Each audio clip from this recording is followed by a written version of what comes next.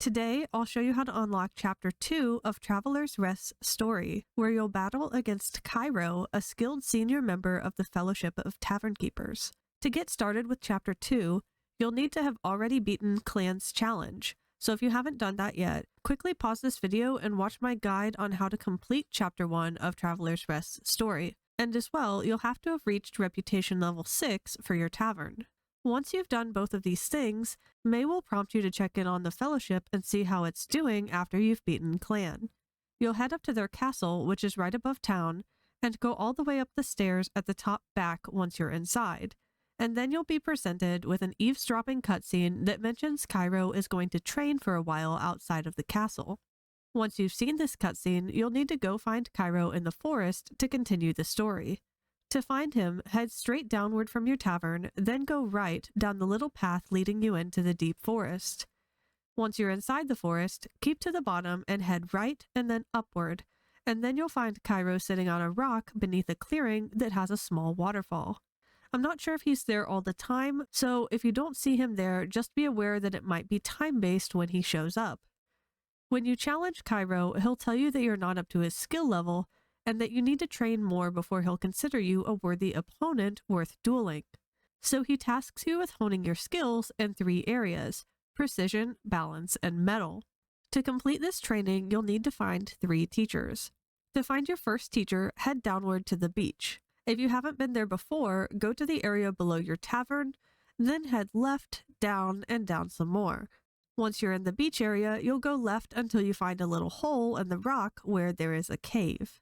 When you're inside the cave, keep going left and you'll come across a pirate ship. Walk inside the captain's quarters at the center of the ship and talk to the pirate you find there that has a red exclamation mark over his head. If you haven't talked to him before, you might have to talk to him more than once to be sure you get his quest started, but you'll know you're good when he gives you a map to find a recipe for some grog that his mother used to make. To find the buried recipe, head back out of the cave, walk up out of the beach, and keep walking up and to the right like you're going back to your tavern. You'll find the recipe buried in the area below where your tavern is, just above a little wooden dock that's close to the main path and beneath a cluster of 3 trees. Take out your shovel and dig a few times, and you'll uncover the treasure chest with the recipe. Once you have the recipe, you can take a look at it in your menu to see what ingredients you need to make it. Keep in mind when you're gathering the ingredients that you will need to deliver 40 total units of grog, so you'll need double the ingredients listed to make the recipe and its requirements. You may have some of the ingredients you already need on hand, but if you don't, you can buy them around town and from the farm below your tavern, as well as collect things like the herbs you need from around the world. When you have all of your ingredients together, you'll need to go to your distillery or buy or craft a distillery if you don't have one, and make the grog. Once it's done crafting, you'll also need to take it into your basement and put it into a barrel for a day or two to age it to at least level 1 so you can turn it in. Like I said before, remember to craft and age 2 sets of grog, because they only craft in stacks of like 27 or so, and you're going to need 40 total units of grog to fulfill your quest. Keep in mind that the grog can be aged differently, so one could be blue and the other could be aged green, and they will all still count for your quest. So you don't have to worry if the aging amounts don't match. So while you're waiting for your grog to age, you can probably start working on the other quests you need to complete your training. To do this, Hikari recommends that you talk to Kujaku, the fish seller in town. If you haven't visited him before, he's in the top right-hand corner of the main area of town, just next to the twins who run the seed and veggie shop. He should have an exclamation mark over his head, and when you speak to him, he'll tell you he'll only train you if you give him some sake from Zuzzu, the hot springs owner. This starts a little back and forth sequence where you'll need to find Zuzzu, talk to him, go back to Kujaku, talk to him, etc. for a bit. So just get ready to do a little bit of walking. To find the hot springs, you'll need to go north from your tavern, keep to the right a bit, and continue heading north, and then go left up a big flight of stairs into a new area. When you're in the new area, walk to the right and up, enter the hot springs building, and then chat with the elderly man standing behind the front desk. Like I said, you'll have to go back and forth a bit between Zuzzu and Kujaku, and then eventually the two of them will make a plan to meet up in front of your tavern the following morning. At this point, you can head back home and continue your day as usual, And then when you go to sleep, once you walk out of your tavern in the morning, a cutscene between the two of them will automatically play. During the cutscene, the two of them will do a bit of bickering and then eventually make up and agree to train you. They say for you to visit them the following day, and then they walk off, leaving you with a quest to visit Kujaku at his home and Zuzzu at the hot springs. We'll start with Kujaku's questline. The following morning, if you try to visit his shop in town as usual, you'll see a note saying he's off of work and at his home in the harbor. You can find the harbor by going to the bottom left corner of town, as if you're walking to the carpenter's shop. Simply walk past the carpenter's shop to the left, and you'll enter the harbor. Once you're in the harbor, you'll be able to find Kujaku's house in the bottom left-hand corner. Head inside and talk to him to commence your training. Your training with Kujaku is a minigame, and I found it quite fun, but a little long and definitely reflex dependent. In it, Hikari and Kujaku will both throw fish up from the boats to you in arcs of varying speeds, and you'll need to use the provided sword to slash through a certain amount of fish in order to pass the training. Similar to your duel against Klayn, the number you'll need to beat is listed in the bottom right-hand corner of the screen, so just keep in mind that you won't need to slash every single fish to pass this test. There's not really a lot of tips and tricks I can give for this one, but I would say just try to get into a rhythm for your slashes, and don't worry if you miss a few fish. Of course, try to hit as many as you can, but if you see two fish coming too close together for you to easily swing at both, just pick one to slash and then go for the next one that feels doable. Also, you can slash two fish in one swing if you do see two that will line up to move past you around the same time, so that can be something helpful to keep in mind too. Just like with Klayn's challenge, if you find this or any of the other challenges in this chapter too difficult, you can always press the escape key, go into your options, and toggle on the easier challenges setting to lower the challenge's difficulties. If you lower the difficulty for this challenge, the fish don't seem to move any slower when they're being thrown or anything, but you will only need to successfully hit 50 fish instead of 75 in order to pass. Once you've completed this minigame, you're all done with Kujaku's training quest, so you've gotten one of the 3 trainings done that you need to. Since your 2 stacks of grog are probably still aging, you can head back up north to the hot springs and talk to Zuzzu again. He's your second teacher for your training, and much like Kujaku, he'll have you do another short minigame. This time you'll have to keep the temperatures of 4 pools of water as balanced as possible. In the middle of your screen, you'll have 2 things you can grab hot and cold water from, cold on the left and hot on the right. And at the bottom of your screen, you'll see several temperature meters showing you how hot or cold each pool of water is. This minigame was the most difficult, or maybe the most stressful game for me, because the temperatures do seem to move pretty quickly. But keep in mind that even if you're in the danger zone on your thermometers and they do start getting ice or fire icons over them, you will still have a couple of seconds to get to the pool to regulate the temperature again.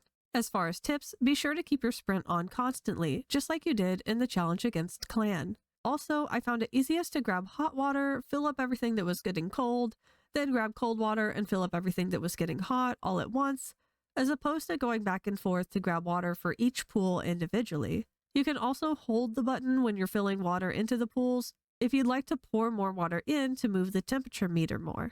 Other than that, of course, you can toggle on the easier difficulty setting for this, and if you do, the amount of time on the timer at the top does stay the same, but it seems like the temperatures on the pools do move quite a bit slower.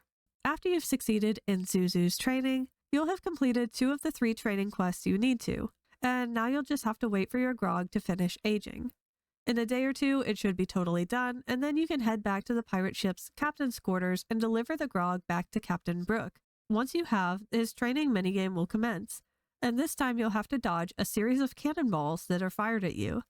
You'll want to keep your eyes on the ground for this one because a little red ring will appear where every cannonball is about to hit, so you'll want to quickly move out of the way if there's ever a little red ring beneath your feet.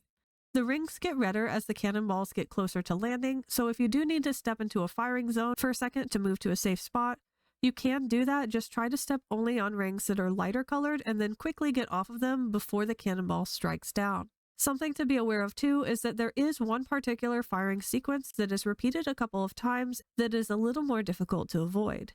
In this sequence, cannonballs are going to fall from one side of the area to the other, covering most of the space.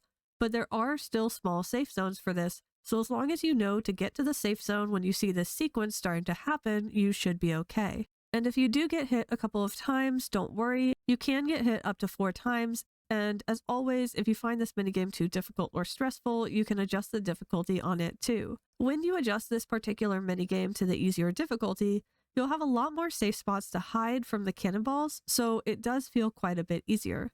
After you finish the captain's training, you've proven yourself worthy and you're finally ready to face Kyroh. To do this, return to the spot in the woods by the waterfall where you originally found him when it's late at night and speak to him to begin your challenge. This time he'll accept, and you'll need to meet him back at Zuzzu's hot springs to begin the duel. Once you arrive, talk again to Kyroh, who will be waiting inside for you, and then follow him and Zuzzu through the stairway at the back left of the hot springs, and up through the big middle staircase on the next story. Once you have, chat with Kyroh again, and the battle will officially start. For this challenge, orders will appear at the top of your screen showing 3 ingredients each, and you'll need to collect the matching ingredients from the storage bins on the left and right sides of the room. Once you have the ingredients, you'll have to take them to the cutting station in the middle and hit the interact button once for each ingredient. Once you have all 3 ingredients done, you'll deliver them to the patron that ordered that specific meal. As far as tips go for this minigame, always try to collect all 3 of your recipe ingredients and then bring them to your table to prepare them at once. Kyroh tends to grab one ingredient, goes to the table to prep it, grabs another, goes back to the table, grabs the last ingredient, and then returns to the table again. So just by grabbing all 3 things you need at the start and then going to the table to prepare, you should be moving quite a bit faster than him. If you don't find yourself moving much faster though, or just don't want to worry about him beating you to deliver a recipe first, just make the second recipe that comes up on the screen so you don't have to fight him over anything. Also, you'll notice he puts down some little spikes on the ground every so often. You don't have to worry too much about these either. I found that they do slow you down a little bit, but they're not crazy, so if you do need to step on them, you totally can. And then as the battle progresses, you'll notice that the ingredients start getting blacked out, so you can no longer see what they are. Try to remember them when they first appear, or if you do forget them, just try to match the ingredient shape to its silhouette as best as you can.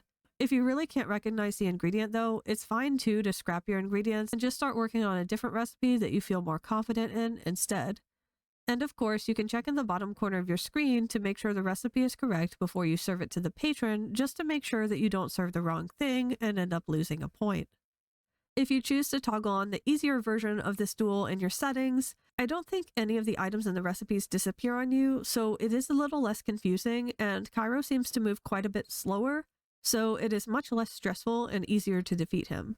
If you are doing the easier version, I recommend you just make the same recipe he's making, which is typically the first one that pops up, because he is quite slow and you should have plenty of time to make and deliver your order first, and this will just keep him from getting hardly any points at all. And I think since the items aren't blacked out to be silhouettes in the easier version, there is one part of the challenge where the items on the left and the right sides do switch locations, but I think that's all you really have to worry about. Once you've beaten Kyroh in the duel, you've completed Chapter 2 of the story. Congratulations! I know it took a lot of hard work to get here, so give yourself a little pat on the back and enjoy the mysterious and intense cutscene that occurs afterward. And before you leave, if you want to know what else was added in this update, I'll run through that real quick so you can stay up to date on all the new features. First, you'll notice that customers now have some new dialogue lines, so you'll see them making some more amusing comments while you're running your tavern. Second, you can replay the challenges against the Fellowship by visiting the Scribe on the right at the central reception desk inside the Fellowship's castle, which is great if you like playing them with your friends as minigames and trying to beat each other's scores, or if you want to collect the Steam achievements associated with doing the minigames. And yes, you can also replay the secondary challenges like the Precision, Balance, and Mettle training minigames. And third, there are some new hairstyles, recipes, and decorations that you'll actually get as rewards now for completing the main story quests, which is awesome. So enjoy your rewards as you work through the story. And that's it for the Chapter 2 story update. I hope my guide was helpful for you, and if it was, please take just a moment to give it a quick like, and for more Traveler's Rest videos, please remember to subscribe to my channel. When the next chapter of Traveler's Rest story comes out, it sounds like we'll be learning more about the mysterious miner trapped in ice in the area north of the tavern. So that's exciting, and be sure to keep an eye out for that if you'd like to learn more. As always, thank you so much for watching, and happy tavern keeping!